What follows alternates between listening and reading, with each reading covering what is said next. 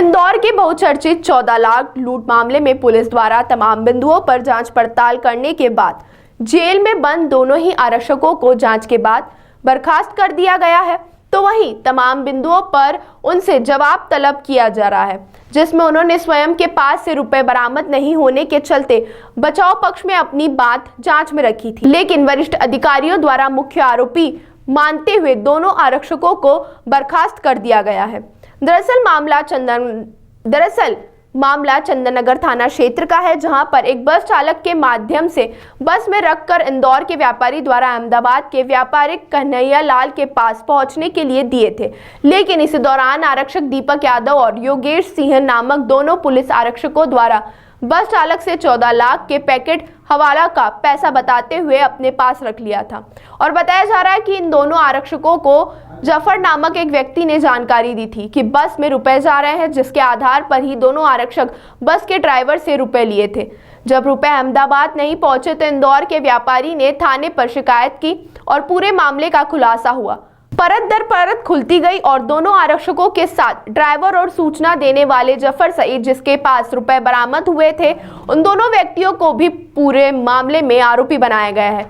अभी तक पुलिस 14 लाख रुपए में से मात्र 7,50,000 रुपए के लगभग जब्त कर पाई है, जिसमें 4 अभी भी बाकी हैं और पूरे प्रकरण में कुल 7 लोगों को गिरफ्तार किया गया है। लेकिन दोनों ही आरक्षकों की बर्खास्ती को लेकर जांच में बताया जा रहा है कि आरक्षण को अपने बचाव में कहा गया था कि जो रुपया लूट के मामले में जब्त हुआ है वह उनके पास में जब्त नहीं हुआ है, लेकिन electronic evidence, mobile call, Shahid अन्य सबूत के आधार पर पुलिस ने बर्खास्त की कार्रवाई की है।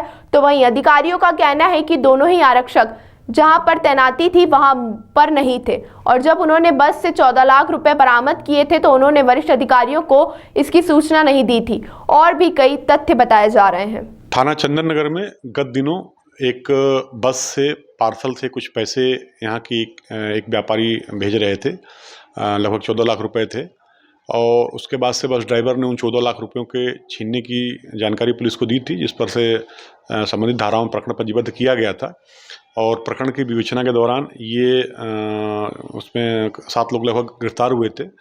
2 पुलिसकर्मी योगेश और दीपक की भी उसमें भूमिका आई थी, मुख्य भूमिका थी इनकी, और जिसके आधार पर इनको भी गिरफ्तार करके न्यायिक निरोध में जेल में भेजा गया था।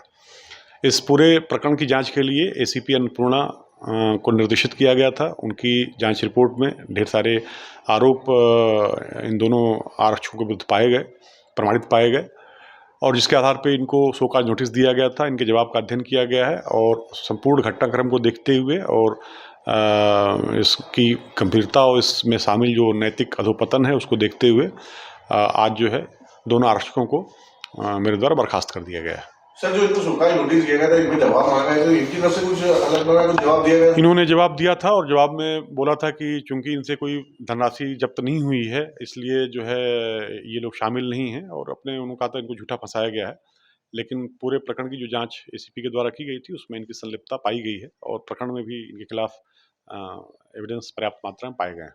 सर, जैसे इनका धनराशि प्राप्त नहीं हुई है जांच में और उस समय भी, तो क्या ये आगे इस बात को चैलेंज कर सकते हैं? नहीं, वो तो न्यायालय में प्रकरण जाएगा, उसका समीक्षा और उस पर जो है निर्णय जो है माननीय न्यायालय लेगा कि उसमें क्या है क्या नहीं है।